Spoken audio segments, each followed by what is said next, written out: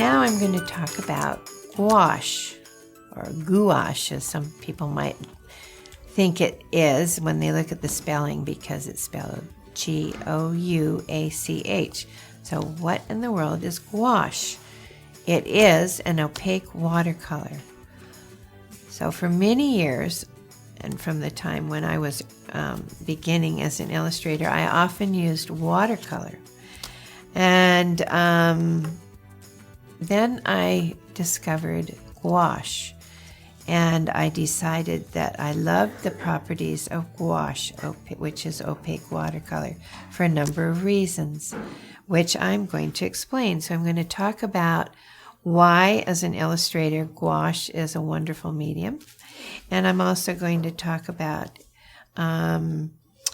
its properties. Now, gouache is probably, in terms of something you might have in the classroom, it's probably closest to tempera paint, which now you can get in little hard cakes, and sometimes you can get now in bottles.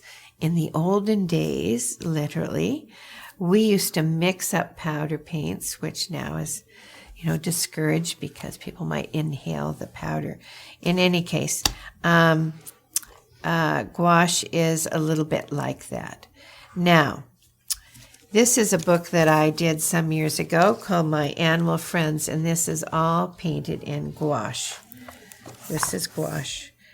Now, one of the reasons that I love working in gouache so much is that after I had figured out all the illustrations for this book, done the sketches and made a dummy, and got the final okay to go ahead, I was able to mix up all the paint of the palette that I would be using. So when I held up the book, showed you, I'll show you a couple of pages. So there is a lot of yellow and orange and tan in this book, both in those pages and in the sort of daily life pages outside. So there was a lot of yellow, but I never use paint straight out of the tube. I always mix my own set of colors. So with gouache, for the work that I was going to be doing, painting the final illustrations, which takes me anywhere from 3 to 5 months, I mix all the paint up in little cat food cans, actually. And so I mix all the paint up, and here it is. And guess what? I don't even cover it up.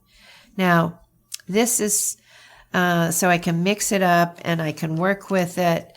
Literally this morning, just before we started filming, I dropped some water into this paint, which had been completely dried out. And in fact, this little tub of flesh color has probably been in this can for, 5 years. So I put some water in there, and then I just mixed it up, and it's ready to go. Very handy. What that means is that over the course of doing this book, I had all the paint, and I made sure that I would mix enough so I wouldn't run out. Now, this is a very difficult thing to do with almost any other medium if you're going to mix your own colors. So to do that with acrylic and make sure that the paint didn't dry out is very difficult to do. One of the great things about gouache is that here's a little sketch that I did. This is probably 10 years old. So it's 10 years old. This paint is 10 years old on this piece of paper. And what I can do right now is I can take a wet brush and I can go in and I could start blending. See, I don't really care about this crazy picture because this little sketch is so, you see what I'm doing? This would not be possible with acrylic or oils after they're dried or anything like that. But I can go back and work on this. So in terms of an illustration, in fact, when I do a book that has 18 big illustrations, I may work on them rather sort of simultaneously. So I may have them lined up in my studio, and I might start out one morning and go through and paint a bunch of trees on them, or a bunch of birds, whatever the case may be. In the case of the book I showed you earlier, My Animal Friends, I might get up and decide that I was going to paint all the animals. In any case, I might start, well, a really good example in My Animal Friends was, in fact, and it happened before we ever got to the final art, I originally wanted the dog in the book to be a black lab, because my friend owned a black lab and we were going to feature the dog. But when the author of the book saw the black lab, he freaked out and said the dog was too scary, at which point I thought, oh dear. Yes, but I like to collaborate with the author. I love to hear the author's thoughts. So because I had done, and I must get the book again. Where is it? Here we go. Because I had done the dog was originally black, and because I'd done it in gouache, I was able to go into the dog and paint it, lighten it up with white and tan, and eventually, in fact, the dog became very light indeed. And as a matter of fact, the author, which is why I always really do like to listen to the author, so you can see this is a very light dog. This dog happens to appear on almost every illustration, but the dog is not the star of the story. Now, had I painted a black dog, that black dog would have popped off the page every single spread. So the dog would have become the most salient thing that you saw throughout the story, and you would begin to think, or a child often would have thought, well, this is a story about a dog. Well, sort of is, but not. So it was a good example of maybe at some level, David, the author, had a sense that the dog was taking over. He was right. So he saved me a lot of trouble. And gouache saved me a lot of trouble because, in those first little drawings, I could correct them. But in terms of drawing this dog over and over again in 18 different spreads, I could work on the dog, and maybe I'd look at the dog one day and say, well, that one doesn't look too good, so I better go back in and lighten it. So I might, we'll just pretend that I decide, well, this weird house shape isn't working. Let me cover it up. Blah, blah, blah, blah. So I will do that. Now, for the most part, in gouache, you can cover things up, let it dry. I should have let that dry more, and it would cover it up better. And it will be fine. But occasionally there are some pigments, and this is a good example of it. If you look down this corner, I tried to cover up, I tried to put snow over here. Now, what that tells me, this pinky thing that's happening here, is telling me that there was a magenta or a bit of red staining pigment in this blue color, and that tends to come forward. So white gouache will cover almost everything up except things that have a kind of red in them. They're okay with greens.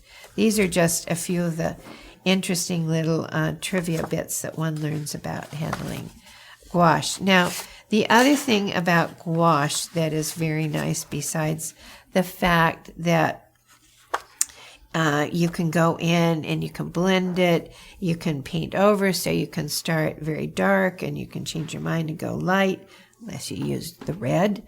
But the other thing is it's quite forgiving. It will go on many kinds of paper because it is not like watercolor, a medium that is using the white of the paper.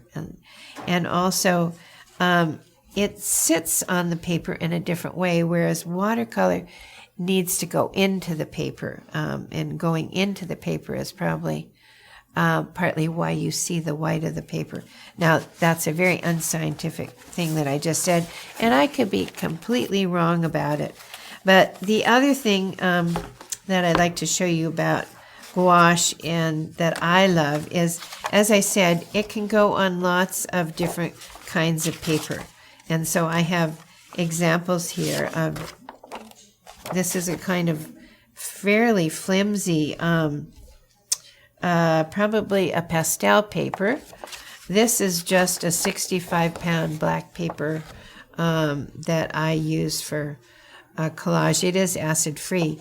But it's funny, when I pulled out this drawing last night looking for gouache examples, it reminded me of one of the wonderful things that I like about gouache.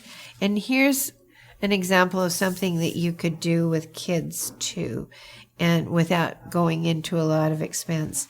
And that is, start out with, again, it's important to have a good brush, and even just work with one color. Even it might just be white. So I happen to love working in just white on black, because black and white is really just full of all kinds of nuance when you work the white as a kind of wash on black. It's a little bit like black and white film to me, which I find actually much richer than color. And I think it's because the drama of it allows you to have such great contrasts, and you can play with shadow. But anyway, so this is sort of playing with white on black paper. And I've done lots of things, or you could do it on blue paper, as I did with this one. So I think playing with paint, the really important thing is to learn what you can do with a brush. So what you can do by using quite a dry brush to lift things up, and even lift most of it up. Oops. And then what you could do if you decided now, and ideally this should be dry, but what if I want to add some things now that are much more dense? So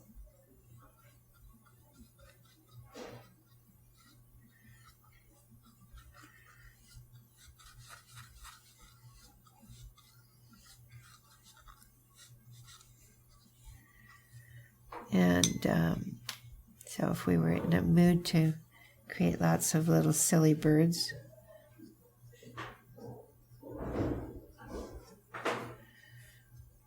or create a snowstorm. Actually, this brings up another point about gouache, and that is, and this is true for watercolor too, as opposed to acrylic. So acrylic, it is very difficult to work with acrylic, particularly in illustration in something small like this, or even smaller, and get high detail because the paint is gloppier. And so in order to get high detail, you have to water it down a lot. Whereas with gouache, you can have quite a thick and dense amount of paint, and you can have little, you can create lines, you can get a lot of fine detail that simply is not possible. Maybe if I had glasses on, I could see what I was doing. So that I can go in here and I can pull out, and I can create really fine lines if I want to, and add little details.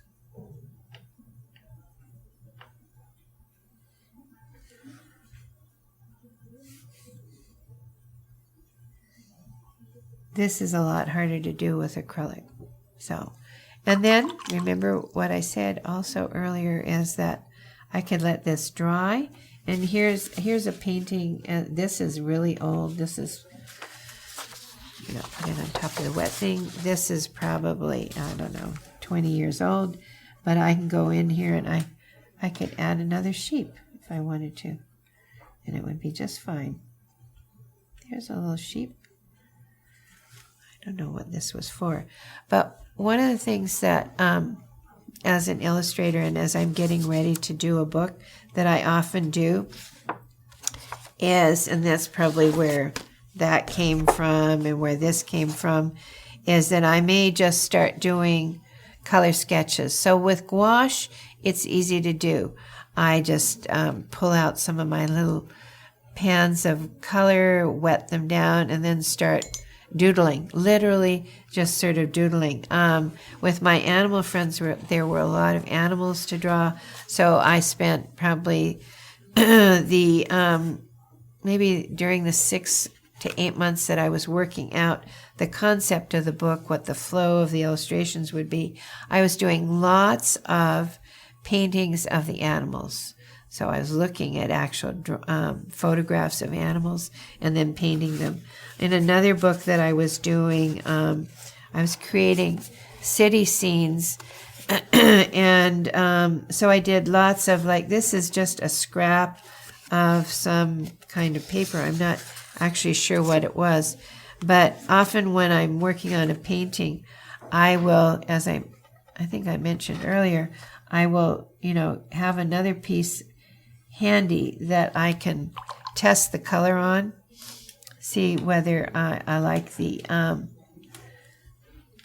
thickness of the paint, is the color right, and so I can start, I start these things that have all kinds of little funny marks.